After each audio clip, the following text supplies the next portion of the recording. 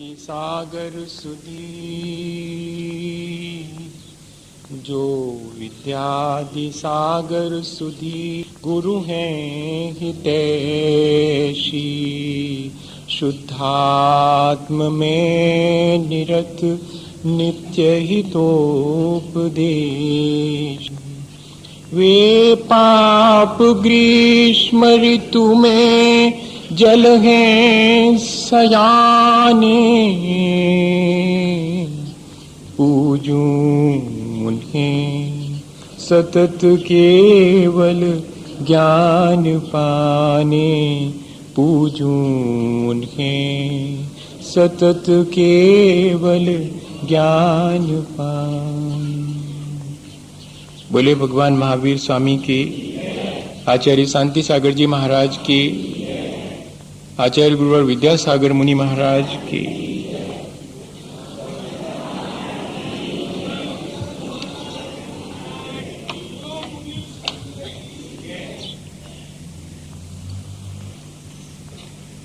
हम सभी के जीवन में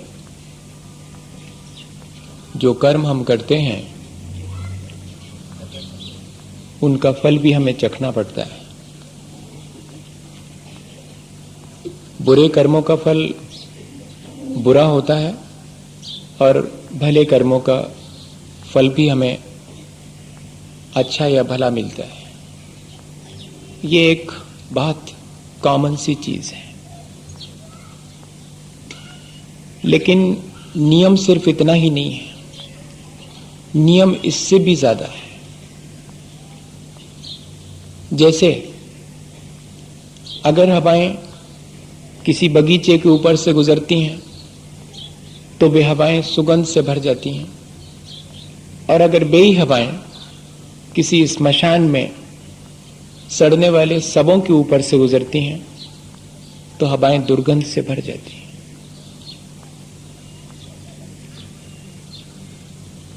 ठीक इसी तरह किसी को अपने जीवन में उसके प्रति अच्छा करें तब भी संभव है कि वहां से रिटर्न अच्छा ना मिले,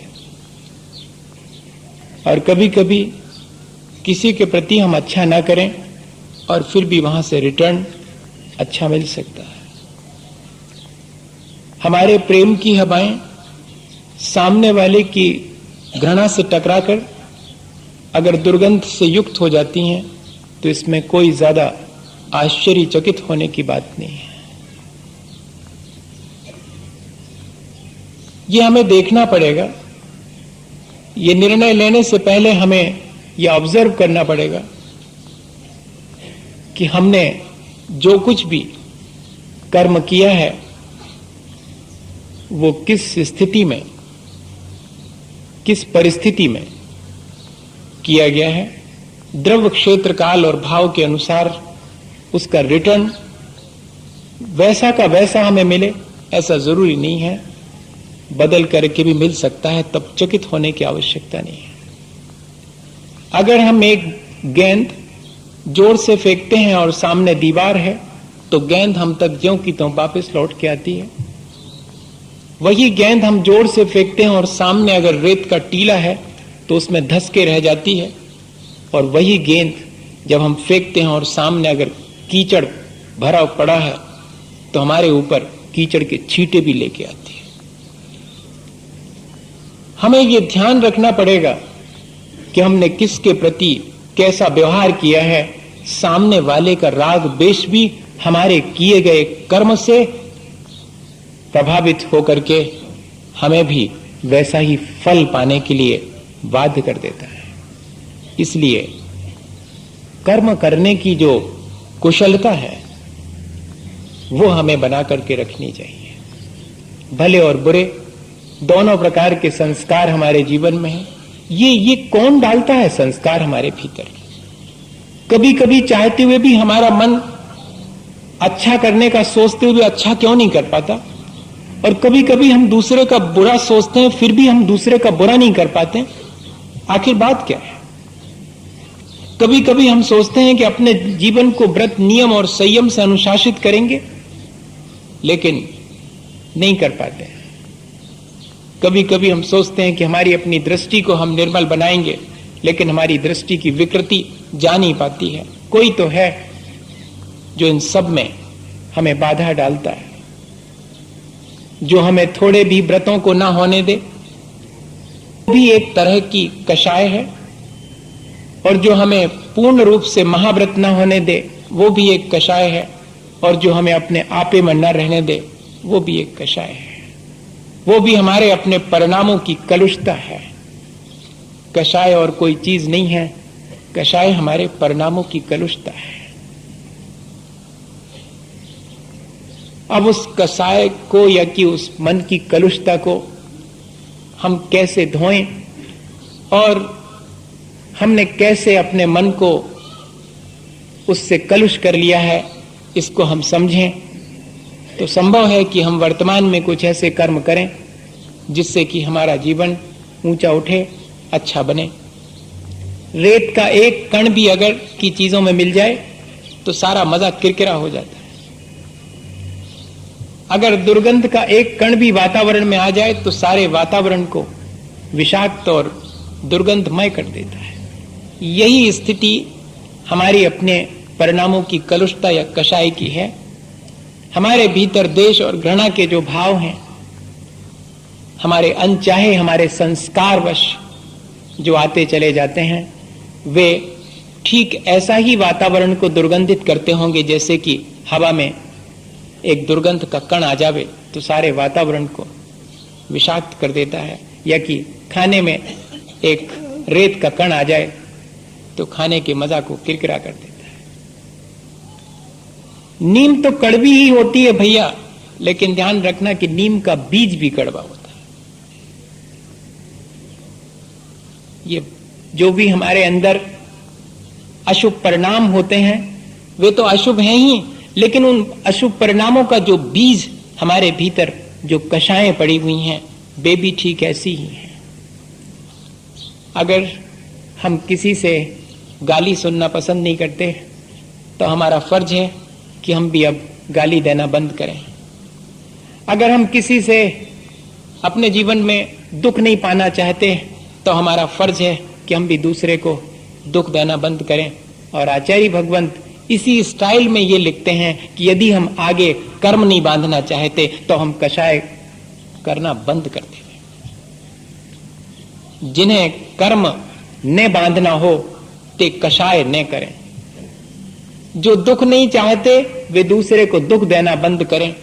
ठीक इसी तरह जो अपने जीवन में कर्मों का बंधन नहीं चाहते, जो संसार से मुक्त होना चाहते, उनके लिए आचार्यों ने एक ही बात लिखी कि वे कषाय ना करें। कषाय की तासीर है कि वो हमें अपने आपे में नहीं रहने देती। चाहे वो कैसी भी कषाय हो, क्रोध के रूप में हमारे पास आई हो या अपना रूप बदल करके, ये कषायें इंटरचेंजेबल होती हैं और इंटरकनेक्टेड तो होती हैं। एक जगह से हिलाते हैं सब प्रभावित होता है, और इतने ही नहीं, हम बहुत जल्दी इनको एक दूसरे में इंटरचेंज कर लेते हैं। ये हमें किसी भी रूप में आए, चाहे क्रोध के रूप में आए, चाहे अहंकार के रूप में आए, चाहे छल कपट करने के लिए रूप में आए, चाहे किसी चीज के प्रति हमें आसक्त करें, लोभ के रूप में आए, ये किसी भी रूप में आए, हम अपने आपे में नहीं रह पाते। सामान्य रूप से भी देखने में आता है कि जब किसी को गुस्सा आती है तो अपन कहते हैं भैया अभी बात मत करो, वो आपे में नहीं। और जब हम अपने आप से गाफिल हो जाते हैं, असावधान हो जाते हैं, ये सबसे पहला काम है। किसी को अगर डिफीट करना हो तो उसकी असावधानी के समय पर उसको आसानी से डिफीट किया जा सकता है। और ये कषायें यही काम करती हैं, हमें केयरलेस कर देती हैं। जरा सा किसी ने हमारे मन का काम नहीं किया या जरा सा हमारे मन की नहीं कही और ये भीतर बैठी रहती हैं, धीरे से हमें धक्का देती हैं कि देखा। अपन भी कहते हैं कि हाँ बात तो ठीक है। ये धीरे से हमारे भीतर धक्का देती हैं और फिर हम तैयारी कर लेते हैं पूरी। क्यों?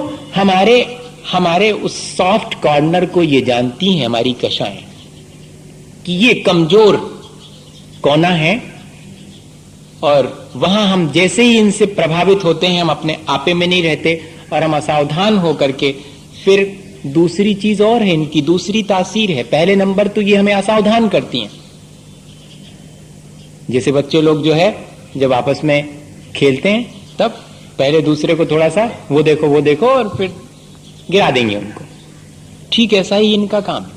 और इतने ही नहीं, असावधान करने के बाद ये ऐसा एहसास कराती हैं कि तुम अगर हमें करोगे, क्रोध कहता है अगर तुम क्रोध करोगे तो बड़ा अच्छा लगेगा, बड़ी शांति मिलेगी, हम भी इन पे भरोसा कर लेते हैं। जैसे कि जब किसी को वो खुजली हो जाती ना कोई, तो उसको अपन को ऐसा लगता है कि इसमें जरा सा इसको रफ कर दें, जरा जोर से रगड़ दें तो जरा शांति मिल जाएगी। और थोड़ा रगड़ते हैं तो शांति सी लगती तो है, लेकिन फिर और मन करता है और फिर और बढ़ती चली जाती वेदना और जलन बढ़ती चली जाती। ठीक ऐसे ही इनकी तासीर है। जरा सा अगर किसी ने एक बात कही है तो भीतर की कषाय कहती है कि तुम कमजोर, सुन लई एक चुपचाप, दो कहो जब जाने कि हो तुम ताकतवर। वो हमें प्रेरणा देती। हम असावधान हो जाते, जैसे ही दूसरे की बात को जो हमारे मन की नहीं है उसे हम महत्व देते हैं। कषायें चाहती यही है कि हम महत्व दें, और हमने जैसे ही महत्व दिया और हम आपे से बाहर हुए, असावधान हुए, और बस इनकी तासीर है कि ये धीरे धीरे हमें ये डायरेक्शन देती हैं कि तुम हमें करोगे तो सुख मिलेगा। और हम उस लालच में कि शायद खुजली को खुजाने से आराम मिलेगा, अपनी तकलीफ को ही और ज्यादा बढ़ा लेते हैं। जरा सी कषाय शुरू में ये सोच करके कि मेरा वर्चस्व हो जाएगा कर लेते हैं, और फिर बाद में तो हम अपने वश में नहीं रहते और ये बढ़ती चली जाती हैं। आचार्य भगवंत इस बात को बहुत अच्छे से जानते थे और इसलिए एक सूत्र लिख दिया, कषायोदयात् तीव्र परिणामात् चारित्र मोहस्य। जब भी अपने भीतर की भलाई को विकृत होते देखो कि मैंने कुछ ऐसा संस्कार भीतर अपने कर्मों से डाल लिया है जिससे कि आज मैं चाहते हुए भी भला नहीं कर पा रहा हूं, मेरी अपनी पुरानी मन की कलुषता मुझे आज भला करने से रोकती है। जब जब भी मेरी अंतरात्मा मुझे भला करने की आवाज देती है, मेरे कषायें बीच में आकर के मेरे मन के कलुषता के संस्कार मुझे बीच में आते कि क्या रखा हुआ है इसमें, कुछ नहीं होने वाला इससे। भलाई भलाई से संसार में बहुत लोग भलाई करते हैं, क्या मिलता उनको? कुछ नहीं मिलता। ऐसी सलाह हमारी बुद्धि देती है। वो किससे प्रेरित है? वो हमारी कषाय या कि हमारे मन की कलुषता से प्रेरित है। वो संस्कार इतना प्रबल है। तो भैया अगर इस संस्कार को नहीं डालना हो आगे, क्योंकि इस संस्कार के दुष्परिणाम आज हमारे सामने हैं, अगर हम आज भला नहीं कर पा रहे हैं तो उसके पीछे कारण है। अगर आज हम व्रत नियम लेकर के अपने जीवन को नियंत्रित नहीं कर पा रहे हैं, आत्मानुशासित नहीं कर पा रहे हैं, तो उसका कोई कारण है, और वो कारण है मैंने पहले ऐसा संक्लेश परिणाम किया होगा। कषायोदयात् तीव्र परिणाम। कषायों के उदय में जब हम परिणामों को तीव्र बनाते हैं, हमारा अपना एफर्ट है तीव्र बनाना है कि नहीं बनाना है। हम चाहें तो उनको मन भी बना सकते हैं, उनको दिशा ही बना दे सकते हैं। कषायों की तीव्रता क्या कहलाती है, उसके लिए भी आचार्यों ने लिख दिया कि कोई ऐसा ना समझे कि कषायों की तीव्रता मतलब उछल कूद शुरू कर दी हो और मुक्का मारना शुरू कर दिया हो। नहीं नहीं, बहुत शांत बैठा हुआ, कोने में बैठा हुआ भी उसकी कषायें बड़ी तीव्र हो सकती। बिल्कुल भैया चिमाने बैठे हैं, बिल्कुल ऐसे जान पड़ रहा है कि इनसे ज्यादा सज्जन कोई नहीं है, तब भी कषायों की तीव्रता, उसके लिए थर्मामीटर दे दिया उन्होंने कि कषाय की तीव्रता मापनी हो तो माप लेना। जो जगत कल्याण करने वाले सज्जन पुरुष हैं, उनके प्रति अगर मन में दुर्भाव उत्पन्न हो तो समझना कषाय बहुत तीव्र है।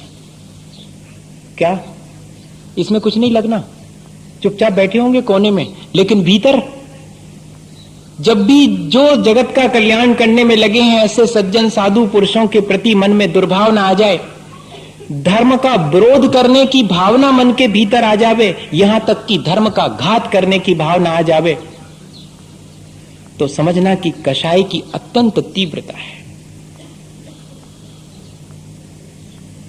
ये है कषाय की तीव्रता, जो कि हमारे अंदर ऐसा संस्कार डाल देती है कि जब हम अच्छा करना चाहते हैं, जब हम सोचते हैं कि आज तो मैं मंदिर जरूर से जाऊंगा, आज तो मैं पूजा करूंगा, आज तो मैं सेवा करूंगा, आज तो मैं दूसरे की मदद करूंगा, और नहीं कर पाते हैं, भीतर से कलुषता आकर के हमें फौरन उन सब कामों को करने से रोक देती है।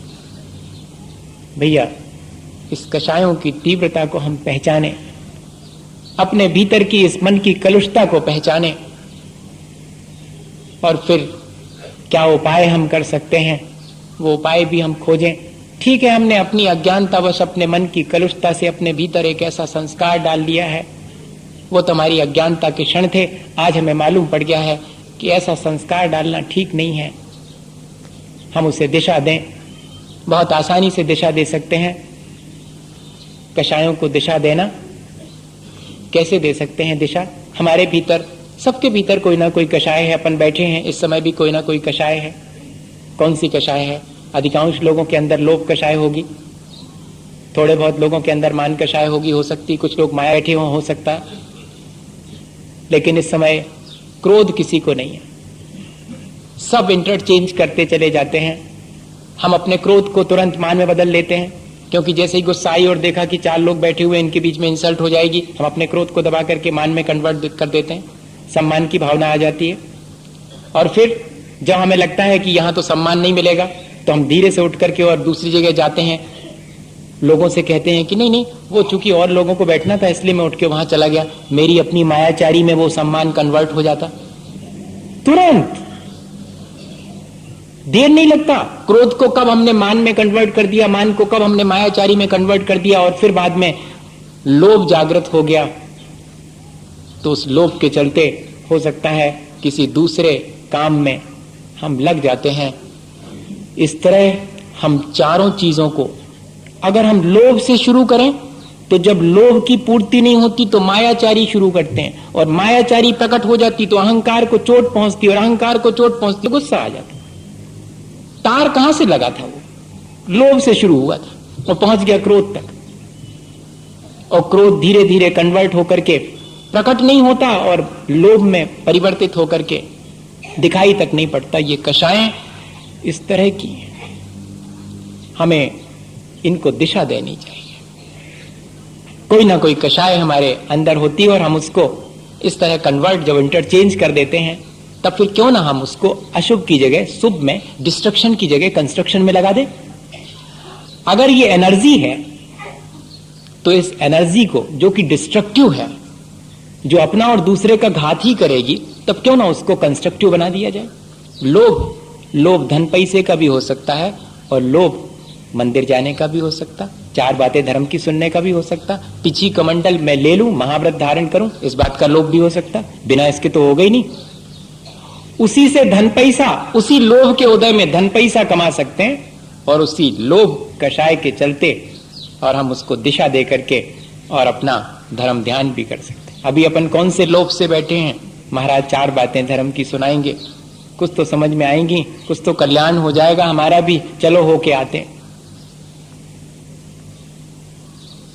अब उस लोभ की दिशा भी बदल सकती है।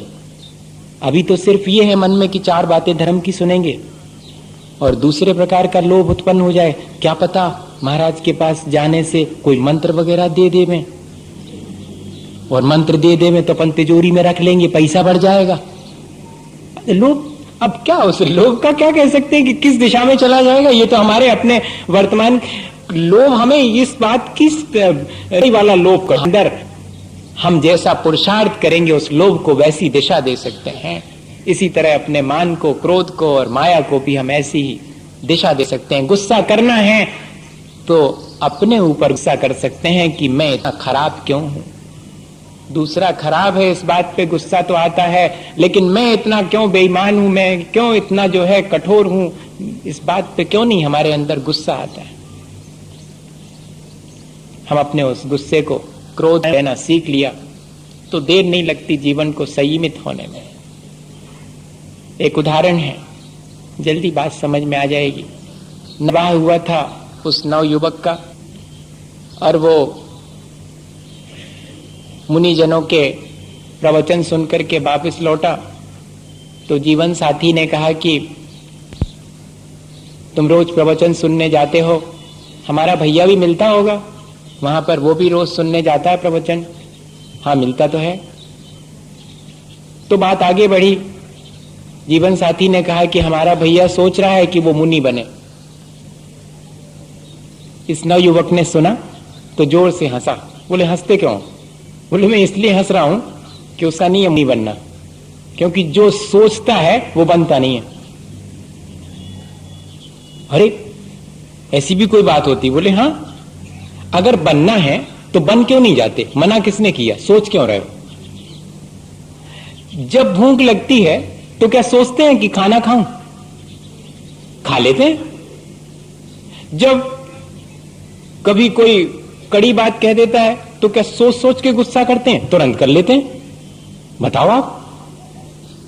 तो जब कोई हमें कड़ी बात कहता है और हम बिना सोचे उस पर गुस्सा कर लेते हैं, तो हमारे मन में अगर ये भाव आया है कि हम मुनि बन जाए तो बन क्यों नहीं जाते? देर क्यों लगा रहे हैं? उसके बस का नहीं है। ऐसा सुनते ही साथ जीवन साथी को अच्छा नहीं लगा कि भैया के बारे में हमारे ऐसा सोच रहे हैं। अच्छा, आप ऐसी बातें तो कर रहे हैं, आप भी तो रोज प्रवचन में जाते हैं, क्या आप एक क्षण में बन सकते हैं मुनि? अपनी ही बात अपने पर लागू हो गई। कही तो गई थी हंसी हंसी में और अपनी ही बात अपने पर लागू हो गई। अभी तो कर रहे थे सिर्फ जरा सा इंटरटेन, बातों बातों का खेल, वो भी किसी ना किसी कसाय के वशभूत होकर के कर रहे थे, लेकिन सिर्फ चिढ़ाने की दृष्टि से। और कहा था कि बन क्यों नहीं जाता, और इतना कहने पर कि तो आप भी तो सुनते हैं रोज, आप क्यों नहीं बन जाते जब उसके लिए ऐसा कह रहे हैं। और बस कहते हैं कि वो नवयुवक जो स्नान करने जा रहा था अपने कपड़े वहीं छोड़कर और घर से बाहर जाने लगा। जीवन साथी ने हाथ पकड़ा कि कहां जा रहे हो? बोले बस बात खत्म हो गई, निर्णय हो गया। इतने क्षण भर के अंदर अपने आप को संयमित और नियंत्रित करने की सामर्थ्य भी हमारे अंदर है। उन्हीं कषायों के चलते एक क्षण में हमने ये निर्णय ले लिया। हम ऐसे निर्णय जैसे कि कषाय करने के बारे में ले सकते हैं, कषाय से बचने के बारे में भी ऐसे ही निर्णय ले सकते हैं। कोई ज्यादा कठिनाई नहीं है। होली के दिन कोई अगर अपशब्द कह लेवे तो बताइएगा हमारे चेहरे पर शिकन आती है कि मुस्कान? होली का दिन है, अपशब्द कहेगा ही, वो तो हमें तो पहले से ही मालूम था, और उसके साथ में मिलकर के और हंसी करते हैं। उस दिन चेहरा म्लान नहीं होता, शिकन नहीं आती। और अगर वही अपशब्द होली के एक दिन बाद या एक दिन पहले कहे जाएं तो इसके मायने हैं कि मेरे ऊपर निर्भर करता है कि मैं करना चाहूं तो करूं और नहीं करना चाहूं, अपने मन को कलुषित तो नहीं भी करूं। कषाय का संस्कार मेरे मन को प्रभावित तो करेगा, लेकिन उस प्रभाव को मुझे तीव्र करना है या कि घटा देना है, ये मेरी अपनी चॉइस है, ये मेरे अपने हाथ की बात है। तो कषाय से बचने के लिए दूसरा उपाय, पहला तो यही कि हम जैसे मन को जल्दी से कलुषित कर लेते हैं, ऐसे ही हम मन को जल्दी से अच्छा बनाने की टेक्निक भी सीखें। और दूसरी चीज, जहां ऐसे निमित्त मिलें कि हमारी कषाय को हवा मिले, वो बढ़े, उन निमित्तों से दूर रहें। हमारे मन को कलुषित करने वाले संयोग अगर हमें मिलें तो हमारा फर्ज है कि हम उनसे दूर रहें। दूसरे के जीवन में भी हम इसी तरह ध्यान रखें। अपने जीवन में जैसे हम कलुषता के निमित्तों से दूर रहें, ऐसे ही दूसरे को भी उससे दूर रखें। दूसरे के मन में अगर कषाय जागृत हो जाए तो उसको हम हवा ना दें, और दूसरे से कह दें कि जब हमारे भीतर कषाय जागृत हो तो आप उसे हवा मत देना, हो सके तो ठंडा पानी डाल देना, ताकि वो हमारे मन को और अधिक बिगाड़ ना सके, कलुषित ना कर सके। हमारे आचरण को मलिन करने वाली अगर कोई चीज है तो यही कषायें हैं। इसी को चारित्र मोह कहते हैं। कल अपन ने मोह की एक वैरायटी देखी थी जो हमारी श्रद्धा को विकृत करती है, श्रद्धा को होने नहीं देती, दृष्टि की निर्मलता को मलिनता में कन्वर्ट कर देती है। ऐसे ही हमारे अच्छे आचरण को और बुरे में बदल देने वाली, हमारे भले स्वभाव को कलुष कर देने वाली ये कषायें हैं, इन पर हमें कमांड करना चाहिए। अभी तक तो हम इनकी ग्रिप में अपना जीवन व्यतीत करते हैं, अब हमारी ग्रिप इन पर होनी चाहिए। कब करना है, कितनी करना है, किस ढंग से करना है और कितनी देर तक करना है। गुस्सा तो करना है, कब करना, सुबह शाम दोपहर, कौन से टाइम, कोई फिक्स होना चाहिए। दुनिया भर के कामों का सबका समय फिक्स है, तो इसका भी तो होना चाहिए। अभी आप गाली देंगे, हम गुस्सा नहीं कर पाएंगे। देखिए, आप शाम को दीजिएगा तो गुस्सा कर पाएंगे, अभी नहीं कर पाएंगे। हमें इतना टाइम नहीं है कि आप गाली दें और हम गुस्सा कर पाए, आपका हम कोई रिएक्शन नहीं कर पाए, दे पाएंगे। ऐसा नहीं कह पाते हम, कभी कह पाते हैं। और ऐसा कर भी लेते हैं कई कई बार, जब हमारा मन किसी बहुत अच्छी बात से प्रफुल्लित है, उस बीच में अगर कोई कड़ी बात भी कह दे, हम इग्नोर कर देते हैं उसको, क्योंकि अभी हम बहुत आनंद में हैं, किसी काम में लगे हुए हैं। तो हम ऐसा नहीं कर सकते कि कब करना है और कितनी देर तक करना है। अरे 2-5 मिनट तो दुनिया करती है, आप सुबह से शाम तक कर रहे हो, कल तक उसको अपने मन में उसकी बात को डाले हुए। अरे हटाओ उसको, अभी घंटे भर के लिए किया और हटा दिया, कल ज्यों के त्यों। अगर मन कलुष भी हो गया है तो कितनी देर तक, जैसे कि वाइपर गाड़ी पर पानी गिरता है और फट से हटा करके एक तरफ रख देता, क्या ऐसा वाइपर अपने भीतर नहीं लगा सकते? अपन लगा सकते, और सीखना पड़ेगा भाई। ऐसा नहीं है, जितनी टेक्नोलॉजी बाहर डेवलप हो रही उतनी अपने भीतर भी डेवलप करना पड़ेगी। ऐसे कैसे, जब दुनिया भर में इतनी टेक्नोलॉजी डेवलप हो रही तो क्या भीतर नहीं कर सकते? एक वाइपर भीतर के लिए बनवा ले कि फट से वैसा घुमाया और सब कलुषता एक तरफ, फिर से वैसे ही चित्त, वैसे ही निर्मल। आ गई थी, किसको नहीं आ जाती? आप कचरा फेंकोगे तो थोड़ी गंदगी तो हमारे भीतर आएगी। हमने फौरन पोंछा लगाया और बाहर फेंक दी, आप और फेंको तो ठीक है, हम तैयार हैं, हमने फिर से साफ कर दी। ये हमें सीखना पड़ेगा, कब करना, कितनी इंटेंसिटी की करना और कितनी देर तक करना। ये अगर हमारे मन में, अभी तो अपन चूंकि क्रोध नहीं कर रहे हैं इसलिए उसके बारे में विचार कर रहे हैं, लेकिन जब आए तब इसको अप्लाई भी करना पड़ेगा। अभी तो ठीक है, अभी तो समझ में आ रहा है, लेकिन जब आए तब उसको फौरन इतना याद आ जावे। एक उदाहरण है इसका, यही आगरा में जब मैं चर्चा कर रहा था यही क्रोध के बारे में, उस बेटे ने मुझे बाद में आकर सुनाया कि आज तो मजा आ गया। कैसे? बोले हम एमडी जंक्शन से बाहर निकले अपनी कार लेकर के, और जैसे ही हमने टर्न की तो वहां से एक कार बहुत स्पीड में आई और दोनों बिल्कुल टक्कर होते होते रुक गए दोनों। अब बोले जैसे ही ऐसी स्थिति आई, मेरे अंदर थोड़ा सा गुस्सा आया कि मैंने जब हॉर्न दिया था, लाइट भी की थी, तो क्यों आपने नहीं रोकी? मैं टर्निंग पे लेके आ रहा था, मैंने सारे इंडिकेशंस प्रॉपर दिए थे, मेरी कोई गलती नहीं है, सामने वाली गलती। ऐसा मेरे मन में आया, और जैसे ही ऐसा मेरे मन में आया तो मुझे थोड़ा सा अनईजी फील हुआ, मेरा मन सामने वाले के प्रति कलुषित हुआ, क्रोध आया मेरे मन। लेकिन अगले क्षण याद आया गया कि अभी अभी तो क्रोध पर हम करके आए हैं विचार कि कब करना, कितना करना, कितनी देर तक करना। बोले बस वो बात याद आती ही हंसी आ गई अपने आप चेहरे पर, और मेरे चेहरे पर बोले मुस्कान आई, तो सामने वाले कार में बैठा हुआ उसके चेहरे पे मुस्कान आ गई। बोले मैंने हाथ बाहर निकाला कि तुम निकाल लो, उसने भी हाथ बाहर निकाला कि तुम पहले निकाल लो। अगर कोई और अवसर होता तो बोले मैं दरवाजा खोल के उसके बोनट पर हाथ पटकता कि इतनी बड़ी गाड़ी लेके और घूमता है और चलाना तक नहीं आता, और हो सकता कि तनातनी हो जाती। लेकिन जरा में हमने उस क्रोध को दिशा दे दी, और जरा सी ये बात याद आ गई कि अरे क्या करना, हो गया ठीक है। ऐसे हम अपनी कषायों को दिशा दे सकते हैं। एक मित्र, छोटे से उदाहरण सुना करके बात पूरी करता हूं। ये उदाहरण तो आपको फोकट में बीच में आ गया, मुझे याद, वो जो मैं सोच के आया था वो तो आया नहीं, वो अभी आया, वो उसके बाद में आया। क्या हुआ कि एक बहुत बड़े प्रोफेसर थे और कोई एक सम्मेलन उनको करना था, तो उन्होंने अपने मित्र जो उनके कलीग थे, प्रोफेसर वो भी थे, बड़े बड़े लोगों की बात सुना रहा हूं कि ऐसा हो सकता है कि व्यक्ति इतना पढ़ा लिखा और सब कुछ होने के बाद भी पढ़ाई लिखाई का कषाय से कोई संबंध नहीं। भी ये कषायें मन को कलुषित कर सकती हैं, और हो सकता है एकदम बिल्कुल मूर्ख हो, बुद्धू हो, वो भी इन कषायों से बच सकता है। सवाल सिर्फ अपने आप को संभालने का है।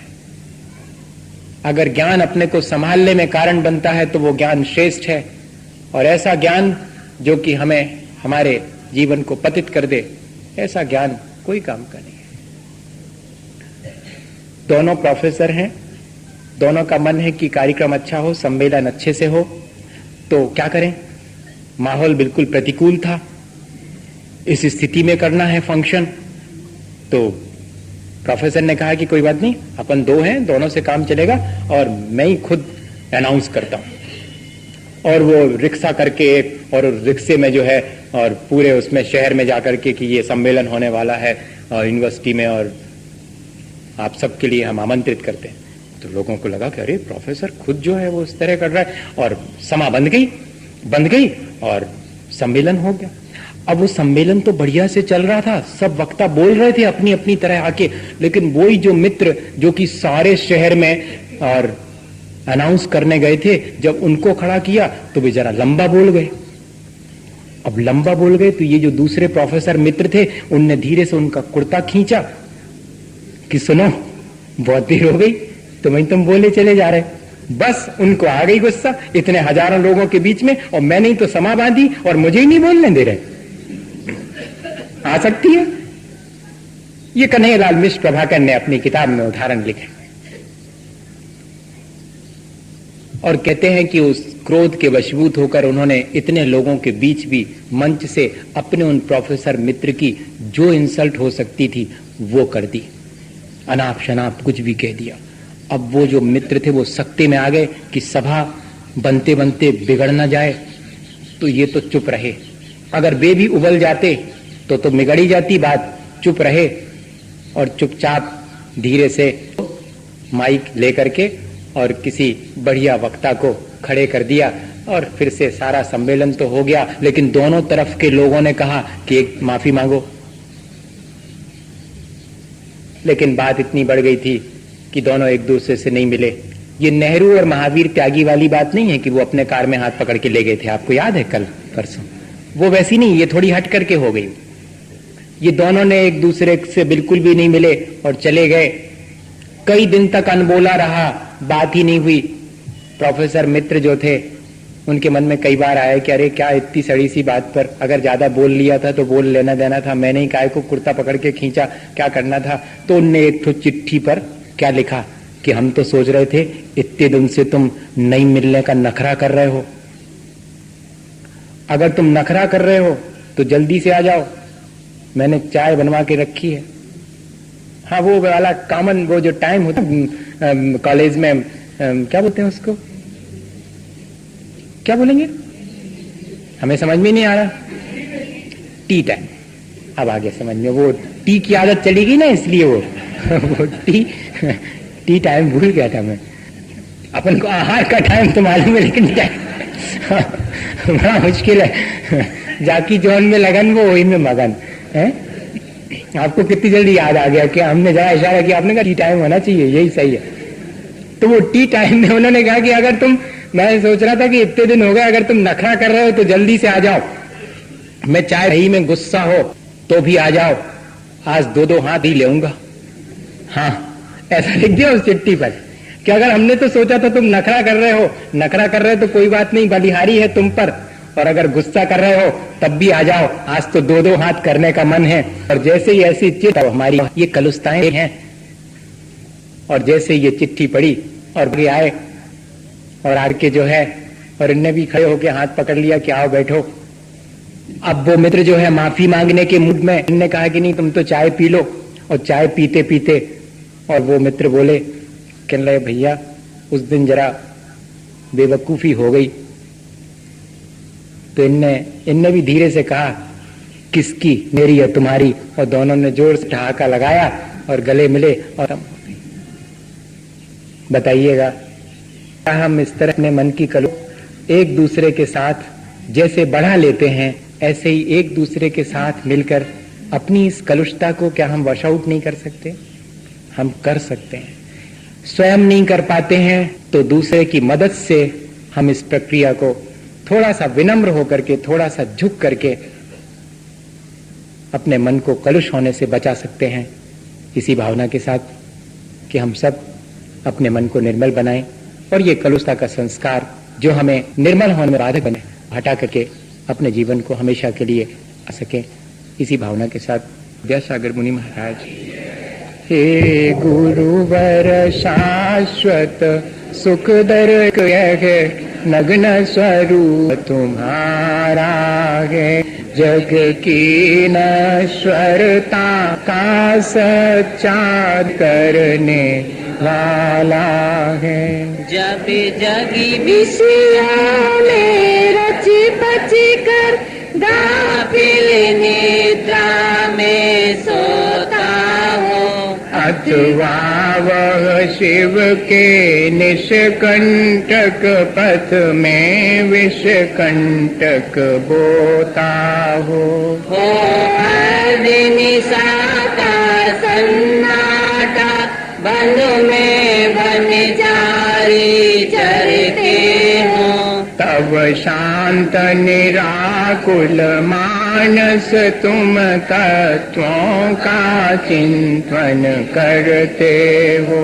करते तपशैल नदी तट पर तरुते वर्षा की झड़ियों में, समता रस पान किया करते सुख दुख दोनों की घड़ियों में। अंतर ज्वाला वाणी मानो जड़ती हो फुलझड़िया, भवबंधन तड़ तड़ टूट पड़े खिल जावे अंतर की कलियां। तुम सादानी क्या कोई हो, जग को देती जग की निधियां। दिन रात लुटाया करते हो श्रम सम की अविनश्वर मणिया। हे निर्मल देव तुम्हें प्रणाम, हे ज्ञान दीप आगम प्रणाम। हे शांति त्याग के मूर्तिमान शिव पथ पंची गुरुवर प्रणाम। मिथ्यात्म में नाश वे को ज्ञान के प्रकाश वे को आपा पर वाश वे को भानु से बखानी है। सहो द्रव्य जानवे को बंदे विद भानवे को सपर पहचानवे को परम प्रमाणी है। जताए वे कहूँ न सताए वे को भव्य हो रे आनी है। जहाँ तहाँ तार वेखो तार के उतार वेखो सुख विस्तार वेखो यही जिन वाणी है।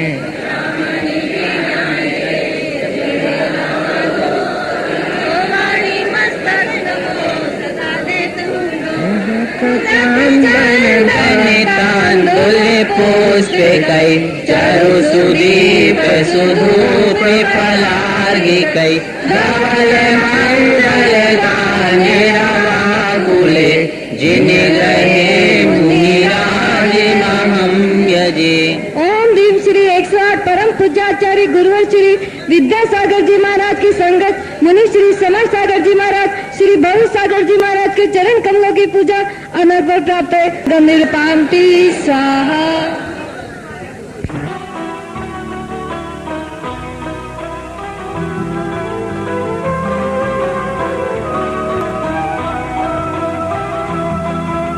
जीवन है पानी की बूंद कब मिट जाए रे, जीवन है पानी की बूंद कब मिटे।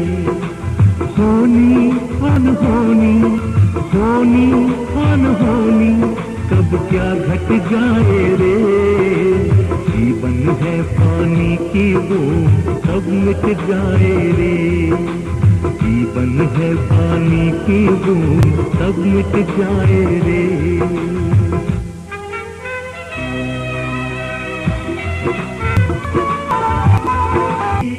जा अपना का फल भरना है।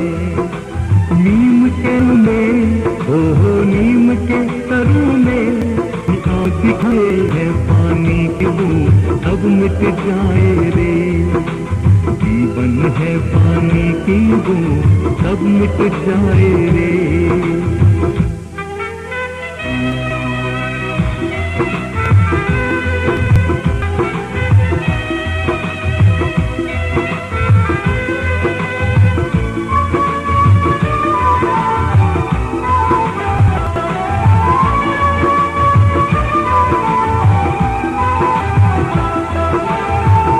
कर्म किया है अच्छा, धर्म न मिल पाया सच्चा।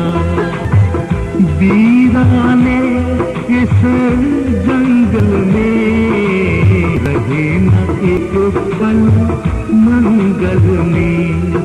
गम यहाँ पर हो गम का यहाँ पर हम बोझ उठाए रे। जीवन है पानी की बूंद रे। जीवन है पानी की बूंद सब मिट जाए रे।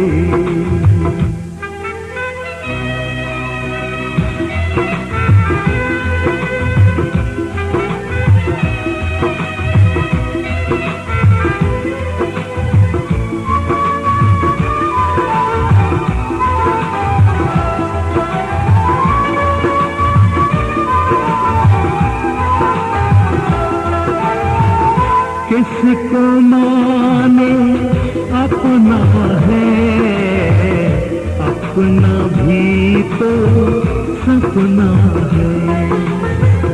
जिसके लिए माया जोड़ी क्या वो तेरा अपना है। तेरा ही बेटा हो, तेरा ही बेटा तुझे आग लगाए रे। जीवन है पानी की बूंद सब मिट जाए रे। जीवन है पानी की बूंद सब मिट जाए रे। होनी अनहोनी, होनी अनहोनी कब क्या घट जाए रे। जीवन है पानी की बूंद सब मिट जाए रे। जीवन है पानी की बूंद सब मिट जाए रे। जीवन है पानी की बूंद सब मिट जाए रे।